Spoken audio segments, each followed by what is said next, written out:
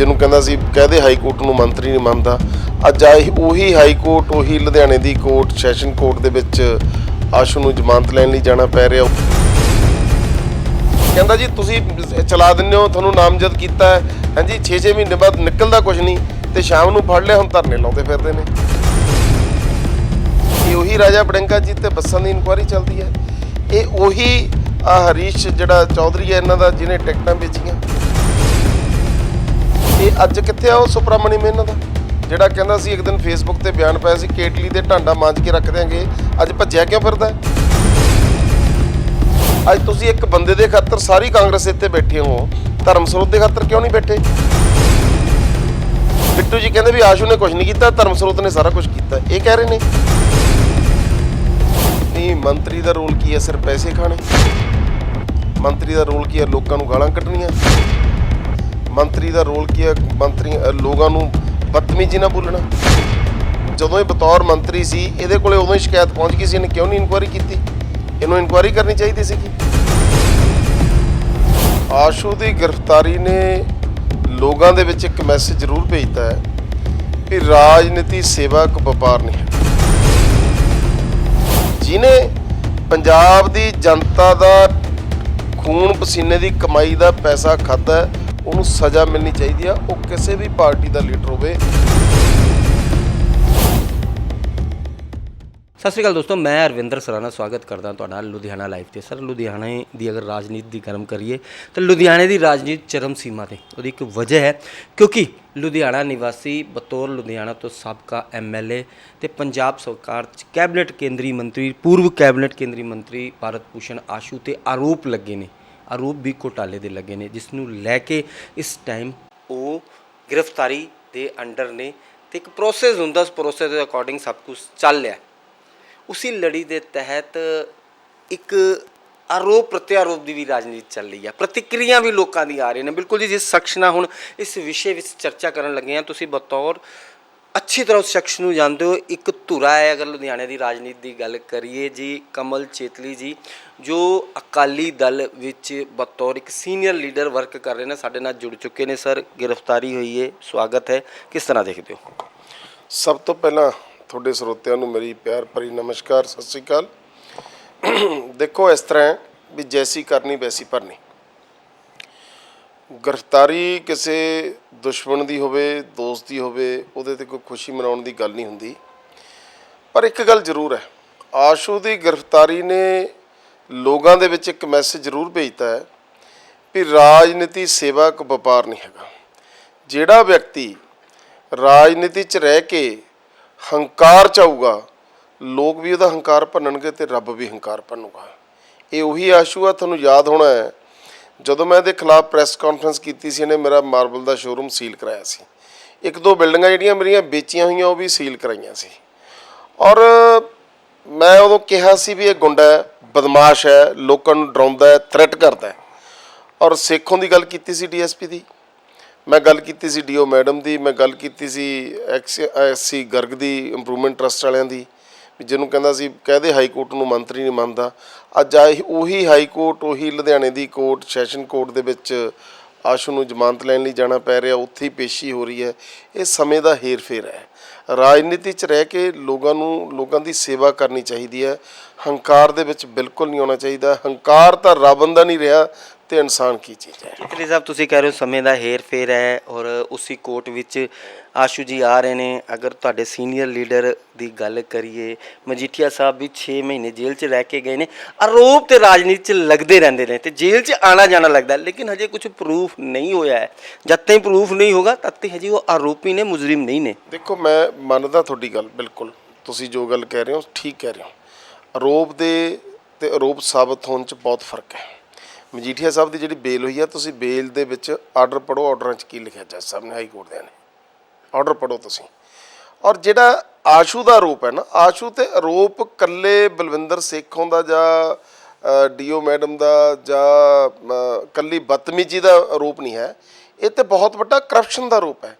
ਹੁਣ ਤੁਸੀਂ ਮੈਨੂੰ ਇੱਕ ਗੱਲ ਦੱਸੋ, ਇਹ ਕਹਿੰਦੇ ਜੀ ਮੰਤਰੀ ਦਾ ਕੰਮ ਨਹੀਂ ਹੈ ਵੀ ਕਮੇਟੀ ਬਣਦੀ ਹੈ ਜਿਸ 'ਚ ਅਫਸਰ ਮੈਂਬਰ ਹੁੰਦੇ ਨੇ, ਔਰ ਕਮੇਟੀ ਦੇ ਵਿੱਚ ਪਾਸ ਹੁੰਦਾ ਹੈ ਤੇ ਮੈਨੂੰ ਇਹ ਗੱਲ ਦੱਸੋ ਵੀ ਸਕੂਟਰਾਂ, ਕਾਰਾਂ ਦੇ, ਮੋਟਰਸਾਈਕਲਾਂ ਦੇ ਉੱਤੇ ਢੋਆ ਢੁਆਈ ਹੋ ਸਕਦੀ ਹੈ ਕਿਤੇ? ਮੈਂ ਰੰਧਾਵਾ ਸਾਹਿਬ ਦਾ ਬਿਆਨ ਸੁਣਦਾ ਸੀ, ਕਹਿੰਦੇ ਮਾਲ ਤਾਂ ਉੱਥੇ ਪਹੁੰਚਿਆ। ਮਤਲਬ ਇਹ ਕਿੱਡਾ ਇਮੈਚੁਰ ਬਿਆਨ ਹੈ। ਮੇਰੀ ਗੱਲ ਸੁਣੋ, ਜੋ ਠੇਕਾ ਜਦੋਂ ਅਪਰੂਵਡ ਹੁੰਦਾ, ਕਿਸੇ ਨੂੰ ਠੇਕਾ ਦਿੰਦੇ ਨੇ, ਉਹਦੇ 'ਚ ਮੰਤਰੀ ਦਾ ਕੋਈ ਰੋਲ ਨਹੀਂ ਹੁੰਦਾ। ਜੋ ਅਫਸਰ ਨੇ, ਜੋ ਜਿਸ ਤਰ੍ਹਾਂ ਠੇਕਾ ਆਊਟ ਕੀਤਾ ਜਾਂਦਾ, ਉਸ ਟਾਈਮ ਟੈਂਡਰ ਭਰੇ ਜਾਂਦੇ ਨੇ, ਮੰਤਰੀ ਸਾਹਿਬ ਕਹਿੰਦੇ ਨੇ ਮੈਨੂੰ ਤਾਂ ਪਤਾ ਹੀ ਨਹੀਂ ਕਿ ਕੌਣ ਹੈ, ਕਿਉਂਕਿ ਉਹ ਠੇਕੇਦਾਰ ਵੀ ਹੁਣ ਕਹਿੰਦਾ ਮੈਂ ਤਾਂ ਜਾਣਦਾ ਹੀ ਨਹੀਂ ਜੀ ਆਸ਼ੂ ਜੀ ਕੌਣ ਨੇ। ਨਹੀਂ, ਮੰਤਰੀ ਦਾ ਰੋਲ ਕੀ ਹੈ? ਸਿਰ ਪੈਸੇ ਖਾਣੇ। ਮੰਤਰੀ ਦਾ ਰੋਲ ਕੀ ਹੈ? ਲੋਕਾਂ ਨੂੰ ਗਾਲਾਂ ਕੱਢਣੀਆਂ। ਮੰਤਰੀ ਦਾ ਰੋਲ ਕੀ ਹੈ? ਲੋਕਾਂ ਨੂੰ ਬਦਤਮੀਜ਼ੀ ਨਾਲ ਬੋਲਣਾ। ਮੰਤਰੀ ਦਾ ਕੀ ਰੋਲ ਹੁੰਦਾ? ਮੰਤਰੀ ਮਹਿਕਮੇ ਦਾ ਹੈੱਡ ਹੈ ਤੇ ਮੰਤਰੀ ਨੇ ਮਹਿਕਮੇ ਦੇ ਵਿੱਚ ਦੇਖਣਾ ਕੀ ਗੜਬੜ ਹੋਈ ਹੈ ਕੀ ਨਹੀਂ ਹੋਈ। ਚਲੋ ਮੈਂ ਕਹਿੰਦਾ ਮੰਤਰੀ ਦਾ ਨਹੀਂ ਰੋਲ ਸੀ, ਜਦੋਂ ਇਹ ਬਤੌਰ ਮੰਤਰੀ ਸੀ ਇਹਦੇ ਕੋਲੇ ਉਦੋਂ ਹੀ ਸ਼ਿਕਾਇਤ ਪਹੁੰਚ ਗਈ ਸੀ, ਇਹਨੇ ਕਿਉਂ ਨਹੀਂ ਇਨਕੁਆਇਰੀ ਕੀਤੀ? ਇਹਨੂੰ ਇਨਕੁਆਇਰੀ ਕਰਨੀ ਚਾਹੀਦੀ ਸੀਗੀ। ਇਹ ਉਸ ਟਾਈਮ ਤੇ ਜੇ ਸਾਫ਼ ਸੀ, ਪਾਕ ਸੀ, ਇਹਨੂੰ ਉਦੋਂ ਇਨਕੁਆਇਰੀ ਕਰਦਾ।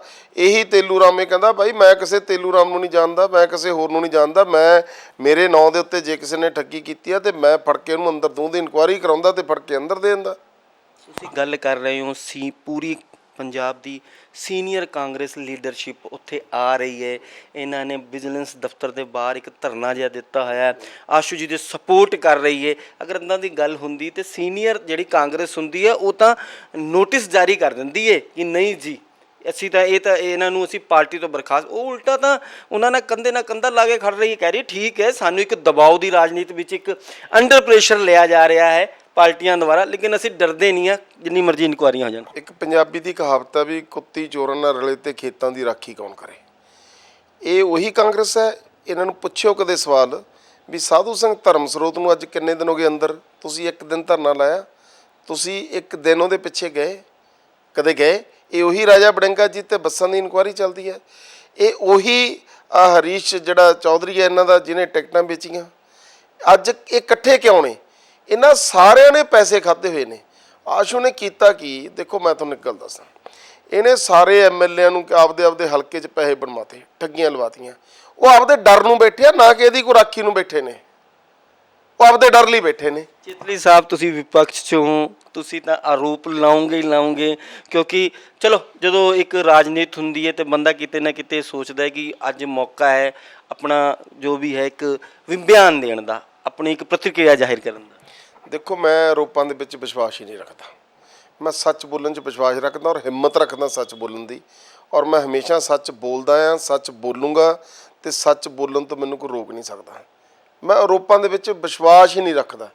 ਇਹ ਅੱਜ ਕਿੱਥੇ ਆ ਉਹ ਸੁਪਰਾਮਣੀਅਮ ਇਹਨਾਂ ਦਾ, ਜਿਹੜਾ ਕਹਿੰਦਾ ਸੀ ਇੱਕ ਦਿਨ ਫੇਸਬੁੱਕ ਤੇ ਬਿਆਨ ਪਾਇਆ ਸੀ ਕੇਟਲੀ ਦੇ ਢਾਂਡਾ ਮਾਂਜ ਕੇ ਰੱਖ ਦਿਆਂਗੇ।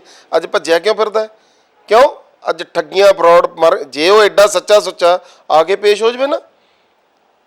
ਆਸ਼ੂ ਉਦਣ ਪੇਸ਼ ਹੋਣ ਗਿਆ, ਕਹਿੰਦੇ ਲਓ ਜੀ ਬੈਗ 'ਚ ਕੱਪੜੇ ਪਾ ਲਿਆ। ਤੁਹਾਡੇ ਮੀਡੀਆ ਨੂੰ ਕਹਿੰਦਾ ਸੀ, ਕਹਿੰਦਾ ਜੀ ਤੁਸੀਂ ਚਲਾ ਦਿੰਦੇ ਹੋ, ਤੁਹਾਨੂੰ ਨਾਮਜ਼ਦ ਕੀਤਾ ਹੈ, ਹਾਂਜੀ 6-6 ਮਹੀਨੇ ਬਾਅਦ ਨਿਕਲਦਾ ਕੁਛ ਨਹੀਂ, ਤੇ ਸ਼ਾਮ ਨੂੰ ਫੜ ਲਿਆ, ਹੁਣ ਧਰਨੇ ਲਾਉਂਦੇ ਫਿਰਦੇ ਨੇ। ਉਹੀ ਤਾਂ ਗੱਲ ਇਹੀ ਤਾਂ ਸੋਚਣ ਨੂੰ ਆਈ ਹੈ, ਜਦੋਂ ਵਿਜੀਲੈਂਸ ਕੋ ਚੰਡੀਗੜ੍ਹ ਗਏ ਤਾਂ ਨਹੀਂ ਉਹਨਾਂ ਨੂੰ ਗ੍ਰਿਫਤਾਰ ਕੀਤਾ ਗਿਆ ਤੇ ਇੱਕ ਇੱਥੇ ਆ ਕੇ ਕਿਉਂਕਿ ਰਵਨੀਤ ਸਿੰਘ ਬਿੱਟੂ ਕਹਿ ਰਹੇ ਸੀਗੇ ਕਿ ਇੱਕ ਕਹਾਣੀ ਕ੍ਰੀਏਟ ਕੀਤੀ ਗਈ ਹੈ ਕਿ ਅਸੀਂ ਜੀ ਆਸ਼ੂ ਭੱਜ ਰਹੇ ਸੀਗੇ, ਅਸੀਂ ਗ੍ਰਿਫਤਾਰ ਕਰ ਲਿਆ, ਆਸ਼ੂ ਨੂੰ ਅਸੀਂ ਦਿਖਾਇਆ ਹੈ, ਆਸ਼ੂ ਨੂੰ ਅਸੀਂ ਮਤਲਬ ਇੱਕ ਫਿਲਮੀ ਇਹ ਰਵਨੀਤ ਸਿੰਘ ਬਿੱਟੂ ਦੇ ਗਾਣਾ ਜੀ। ਦੇਖੋ ਰਵਨੀਤ ਸਿੰਘ ਬਿੱਟੂ ਦਾ ਆਪ ਦਾ ਕਰੈਕਟਰ ਹੈ, ਆਪ ਦੀ ਗੱਲ ਹੈ, ਉਹਦਾ ਆਪ ਦਾ ਦਿਮਾਗ ਹੈ, ਮੈਂ ਉਹ 'ਤੇ ਕੀ ਟਿੱਪਣੀ ਕਰਨੀ ਹੈ। ਰਵਨੀਤ ਬਿੱਟੂ ਸਾਰੇ ਵਿੱਚ ਰਲੇ ਹੋਏ ਆ। ਹਜੇ ਸਮਾਰਟ ਸਿਟੀ ਦੇ ਪੈਸਿਆਂ ਦੀ ਇਨਕੁਆਇਰੀ ਕਰ ਲਵੇ ਸਰਕਾਰ। ਇੱਕ ਗੱਲ ਮੈਂ ਭਗਵੰਤ ਮਾਨ ਜੀ ਦਾ ਧੰਨਵਾਦ ਕਰਦਾ ਵੀ ਉਹਨਾਂ ਨੇ ਦਲੇਰੀ ਦਿਖਾਈ, ਜਿਹੜਾ ਇਹਨਾਂ ਬੰਦਿਆਂ ਨੂੰ ਹੱਥ ਪਾਇਆ। ਔਰ ਤਾਂ ਮੰਨੂਗਾ ਵੀ ਜੇ ਸਾਫ਼ ਪਾ ਕੇ ਇਨਕੁਆਇਰੀ ਕਰਨਗੇ। ਦੇਖੋ ਜੇ ਐਵੇਂ ਕੋਈ ਰਾਘਵ ਚੁੱਡੇ ਨੇ ਕਿਸੇ ਨੇ ਪੈਸੇ ਲੈ ਲਏ, ਕਿਸੇ ਨੇ ਹੋਰ ਉੱਪਰ ਜੋ ਰੌਲਾ ਪੈਂਦਾ ਫਿਰਦਾ ਬਾਜ਼ਾਰ 'ਚ ਵੀ ਇੱਕ ਬਹੁਤ ਵੱਡੇ ਬਿਜ਼ਨਸਮੈਨ ਜਿਹੜੇ ਵਿੱਚ ਇਹਨਾਂ ਦੀ ਲਾਈਜ਼ਨਿੰਗ ਕਰ ਰਹੇ ਨੇ, ਤੇ ਜੇ ਉਹੋ ਜਿਹਾ ਕੁਛ ਹੋ ਗਿਆ ਫਿਰ ਤਾਂ ਦੇਖੋ ਫਿਰ ਤਾਂ ਸਾਰੇ ਇੱਕੋ ਜਿਹੇ ਹੀ ਹੈ, ਇੱਕੋ ਥਾਲੀ ਦੇ ਚੱਟੇ ਬੱਟੇ ਆ। ਤੇ ਪਰ ਮੈਨੂੰ ਇਹ ਲੱਗਦਾ ਵੀ ਭਗਵੰਤ ਮਾਨ ਇੱਕ ਇਮਾਨਦਾਰੀ ਨਾਲ ਕੰਮ ਕਰ ਰਹੇ ਨੇ। ਤੁਸੀਂ ਕਿਹਾ ਕਿ ਦਲੇਰੀ ਦਿਖਾਈ, ਕਿਤੇ ਨਾ ਕਿਤੇ ਅਰਵਿੰਦ ਕੇਜਰੀਵਾਲ ਨੇ ਮਜੀਠੀਆ ਸਾਹਿਬ ਉੱਤੇ ਇੱਕ ਆਰੋਪ ਲਾਏ ਸੀਗੇ, ਬਾਅਦ 'ਚ ਰਿਟਰਨ 'ਚ ਮਾਫੀ ਮੰਗੀ। ਕੋਈ ਐਵੇਂ ਦੀ ਸਿਚੁਏਸ਼ਨ ਤਾਂ ਨਹੀਂ ਆਉਣ ਵਾਲੇ ਟਾਈਮ 'ਚ ਬਣ ਜਾਊ? ਨਹੀਂ ਦੇਖੋ ਮੈਨੂੰ ਭਗਵੰਤ ਮਾਨ ਤੇ ਕੇਜਰੀਵਾਲ 'ਚ ਫਰਕ ਲੱਗਦਾ। ਕੇਜਰੀਵਾਲ ਦਿੱਲੀ ਦਾ ਰਹਿਣ ਵਾਲਾ, ਭਗਵੰਤ ਮਾਨ ਪੰਜਾਬੀ ਹੈ। ਪਰ ਭਗਵੰਤ ਮਾਨ ਨੇ ਜੋ ਇਹ ਕੰਮ ਕੀਤਾ ਮੁੱਖ ਮੰਤਰੀ ਜੀ ਨੇ, ਉਹ ਬਹੁਤ ਵਧੀਆ ਕੀਤਾ, ਸ਼ਲਾਘਾਯੋਗ ਹੈ। ਚੰਗੇ ਕੰਮ ਦੀ ਤਾਰੀਫ ਵੀ ਕਰਨੀ ਚਾਹੀਦੀ ਹੈ। ਔਰ ਜੇ ਕਈ ਵਾਰੀ ਬੰਦੇ ਤੋਂ ਕੰਮ ਕਰਦੇ ਤੋਂ ਗਲਤੀਆਂ ਹੁੰਦੀਆਂ, ਗਲਤ ਨੂੰ ਗਲਤ ਵੀ ਕਹਿਣਾ ਚਾਹੀਦਾ, ਹਿੰਮਤ ਰੱਖਣੀ ਚਾਹੀਦੀ ਹੈ ਗਲਤ ਕਹਿਣ ਦੀ। ਪਰ ਇਹ ਮੈਂ ਤਾਂ ਮੰਨੂਗਾ ਜੇ ਇਹਦੀ ਇਨਕੁਆਇਰੀ ਸਾਫ਼ ਸੁਥਰੀ ਕਰਨਗੇ, ਚੰਗੇ ਅਫਸਰਾਂ ਨੂੰ ਲਾ ਕੇ ਸਮਾਰਟ ਸਿਟੀ ਦੇ ਪੈਸੇ ਦੀ ਇਨਕੁਆਇਰੀ ਕਰਾ ਲੈਣ, ਤੁਸੀਂ ਦੇਖਿਓ ਕੀ ਕੁਝ ਨਿਕਲਦਾ। ਇੰਪਰੂਵਮੈਂਟ ਟਰਸਟ ਦੀ ਸਾਰੀ ਇਨਕੁਆਇਰੀ ਕਰਾ ਲੈਣ, ਤੁਸੀਂ ਦੇਖਿਓ ਕੀ ਕੁਝ ਨਿਕਲਦਾ।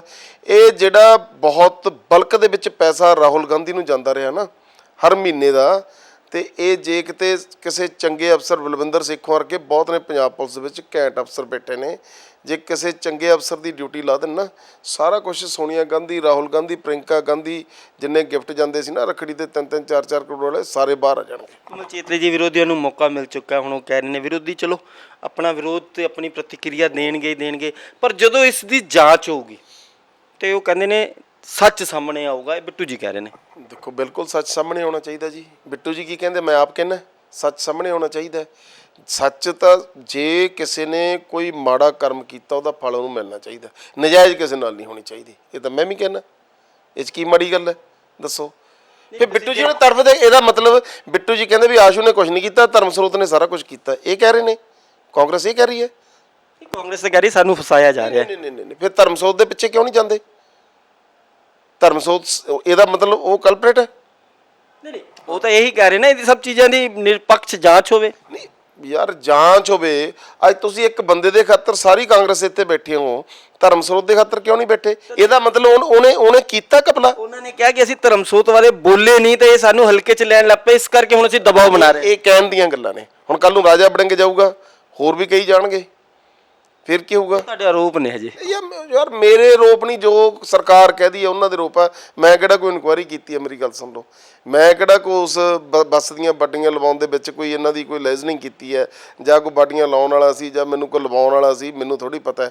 ਜੋ ਮੈਂ ਅਖਬਾਰਾਂ 'ਚ ਪੜ੍ਹਦਾ, ਤੁਹਾਡੇ ਚੈਨਲਾਂ 'ਤੇ ਸੁਣਦਾ, ਮੈਂ ਤਾਂ ਉਹਦੇ ਬਾਰੇ ਤੁਹਾਨੂੰ ਗੱਲ ਕਹਿ ਰਿਹਾ। ਆਮ ਆਦਮੀ ਪਾਰਟੀ ਕਹਿ ਰਹੀ ਹੈ ਇਹ ਲੰਬੀ ਲਿਸਟ ਹੈ, ਆਉਣ ਵਾਲੇ ਟਾਈਮ ਵਿੱਚ ਹੋਰ ਲੀਡਰ ਵੀ ਅੰਦਰ ਜਾਣਗੇ, ਚਾਹੇ ਹੋ ਸਕਦਾ ਉਹ ਅਕਾਲੀ ਦੇ ਹੋਣ, ਚਾਹੇ ਕਾਂਗਰਸ ਦੇ ਹੋਣ, ਚਾਹੇ ਕਿਸੇ ਵੀ ਪਾਰਟੀ ਦੇ ਹੋਣ। ਦੇਖੋ, ਕਿਸੇ ਪਾਰਟੀ ਦਾ ਕੋਈ ਲੀਡਰ ਹੋਵੇ ਜਿਹਨੇ ਪੰਜਾਬ ਦੀ ਜਨਤਾ ਦਾ ਪੈਸਾ ਖਾਧਾ ਹੈ, ਪੰਜਾਬ ਦੀ ਜਨਤਾ ਨਾਲ ਧੋਖਾ ਕੀਤਾ ਹੈ, ਉਹਨੂੰ ਬਿਲਕੁਲ ਅੰਦਰ ਸਿੱਟਣਾ ਚਾਹੀਦਾ। ਘੱਟੋ ਘੱਟ 5-7 ਸਾਲ ਉਹਦੇ ਅੰਦਰ ਲਵਾਉਣੇ ਚਾਹੀਦਾ, ਚਾਹੇ ਕਿਸੇ ਵੀ ਪਾਰਟੀ ਦਾ ਹੋਵੇ।